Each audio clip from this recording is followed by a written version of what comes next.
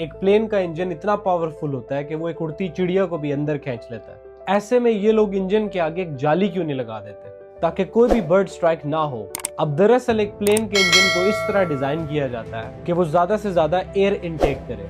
अब जाली लगाने से हवा कम अंदर जाएगी जिसकी वजह से कम थ्रस्ट बनेगा, जिससे ऑफ कोर्स ज्यादा फ्यूल खर्च होगा। और अगर एक बर्ड स्ट्राइक से जाली ही टूट गई तो इंजन ब्लास्ट हो जाएगा। इसीलिए इंजन में ड्यूरेबल ब्लेड्स लगाए जाते हैं जिसकी वजह से एक चिड़िया अंदर चली भी जाए तो उसका इतना बारीक कीमा बने जिसकी वजह से इंजन पर कोई भी फर्क ना पड़े।